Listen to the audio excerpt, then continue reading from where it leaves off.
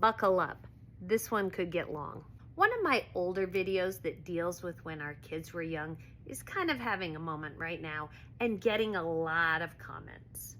And some of the comments are surprising to me.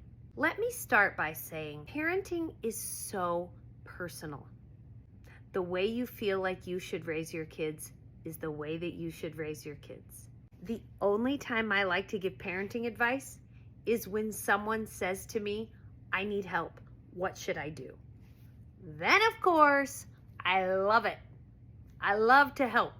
But unless someone asks for it, I pretty much employ the mind your business. In this one video, I talked about one of the chores that our kids did when they were young and the manner in which they were expected to do it.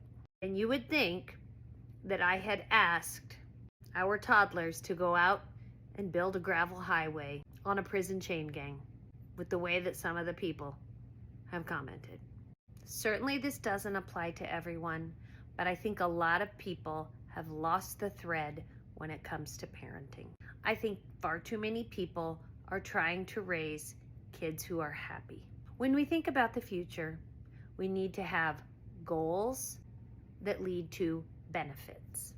And I think a lot of parents right now, their goal is to raise a happy child. There are far too many problems for me to enumerate in a 2 or 3 minute video. The least of which is that happiness is elusive, difficult to define, and deeply personal. As a parent, you cannot make another person happy. But when you are raising someone to be happy, you are making them into a selfish person. Let me offer you an alternative to consider. Instead of the goal being to raise a happy child, how about the goal being, I want to raise a good human being and a productive citizen? The benefit of that is that they will be happy. It feels good to be a good person and a productive citizen. That leads to happiness. But if your goal is to shoot for happiness, you're in trouble, mom and dad, because you cannot make that happen. Only they can make that happen.